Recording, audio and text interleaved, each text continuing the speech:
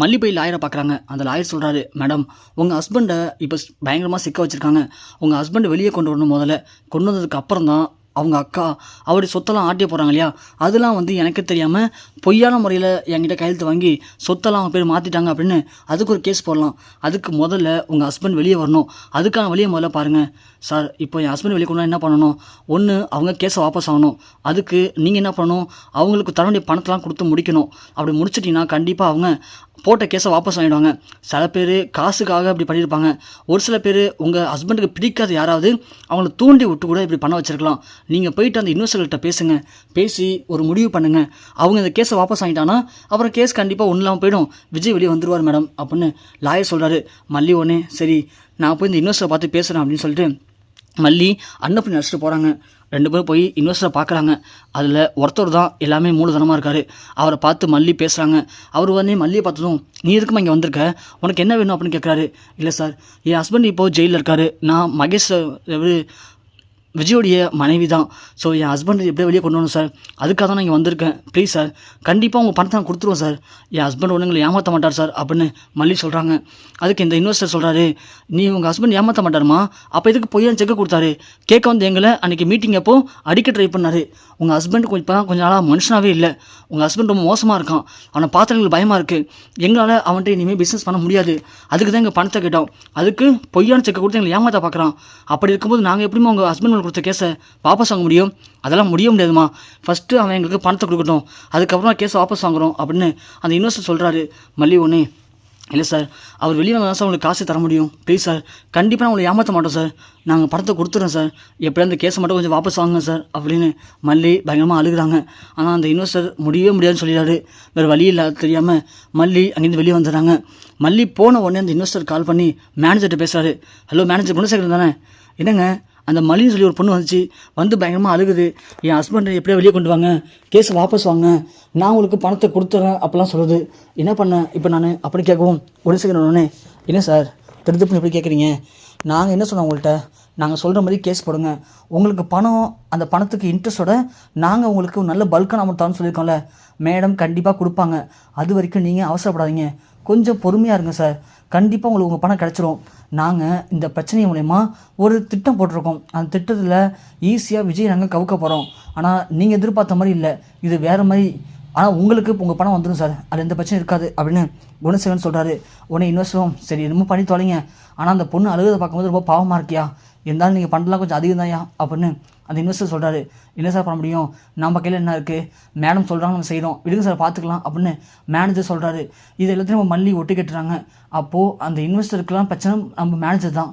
Manager மூலிமா தான் இவங்க எல்லோரும் இதெல்லாம் பண்ணிகிட்டு இருக்காங்க அப்படின்னு மல்லி புரிஞ்சுக்கிட்டு நேராக கிளம்பி மேனேஜரை பார்க்க போகிறாங்க. மேனேஜரை பார்த்ததும் மேனேஜர் சொல்கிறாரு, மேடம் விஜய் சார் வந்து கொஞ்சம் அளவு சரியில்லை, அதனால தான் பிஸ்னஸில் சரியாக கான்சன்ட்ரேஷன் பண்ண முடியாமல் இன்றைக்கி அவர் இப்போ உள்ளே இருக்கார். எல்லாத்துக்கும் காரணம் அவருடைய முட்டாள்தனம் தான் மேடம் அப்படின்னு பயங்கரமாக பேசுகிறாங்க.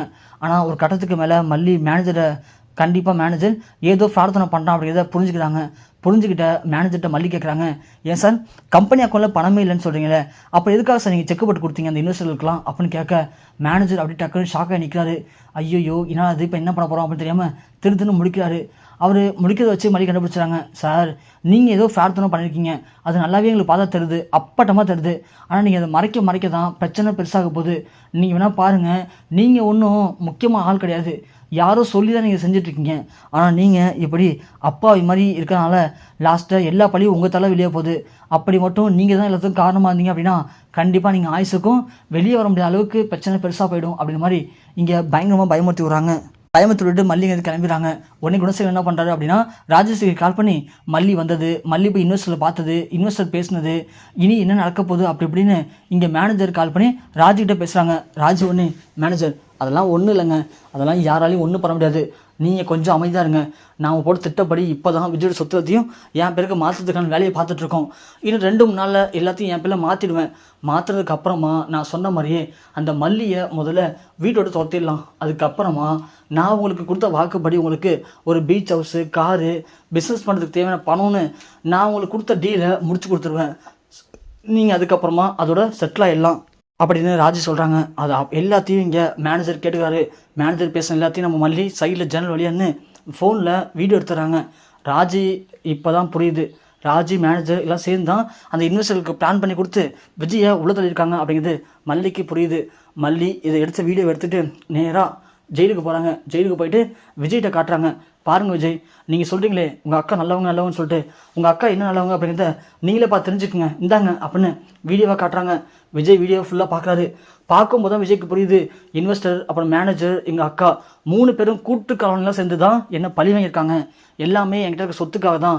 இப்படி வேணும்னு என்னை ஏமாற்றி எனக்கு இவ்வளோ பேர் துரோகத்தை பண்ணி என்னை ஒன்றும் இல்லாமல் ஆக்கிட்டாங்கல்ல, இவங்க நம்பி நான் இன்றைக்கி முட்டாள் ஆகிட்டேனே அப்படின்னு விஜய் பயங்கரமாக ஃபீல் பண்ணுறாரு. நாம் மல்லியை எவ்வளோ கஷ்டப்படுத்தியிருக்கோம், ஆனால் லாஸ்ட் வரைக்கும் மல்லி தான் நல்லவ, ஆனால் மற்ற எல்லாரும் கெட்டவளாக இருக்காங்களே அப்படின்னு புரிஞ்சுக்கிட்ட விஜய் மல்லி கையை பிடிச்சிட்டு பயங்கரமாக ஃபீல் பண்ணி அழுதாரு. என்னை மன்னிச்சிரு மல்லி, நான் எவ்வளோ பேர் தப்பு பண்ணியிருக்கேன், எவ்வளோ பெரிய முட்டாளாக இருந்திருக்கேன் அப்படிங்கிறத இன்றைக்கி நான் புரிஞ்சுக்கிட்டேன். என்னை எல்லாருமே நம்ப வச்சு நல்லாவே கழுத்து அறுத்துட்டாங்க. நான் முட்டாள் தான், நான் பாவம் பண்ணிட்டேன். ஆனால் நீ எனக்கு மனைவியாக கிடைச்சதுக்கு நான் புண்ணியம் பண்ணியிருக்கேன். அதனால தான் இவ்வளோ பிரச்சனை வந்தாலும் நீ என் கூட துணையாக நிற்கிற. எவ்வளோ கஷ்டத்தில் நான் அவனை துரத்து அடிச்சிருக்கேன், ஆனால் நீ என்றைக்குமே என்னை விட்டு போகாமல் என் கூட இருந்து எனக்கு எல்லாத்தையும் புரிய வச்சதுக்கு ரொம்ப நன்றி மல்லி அப்படின்னு மல்லி கையை பிடிச்சிட்டு பயங்கரமாக ஃபீல் பண்ணி அழுகிறாரு விஜய்.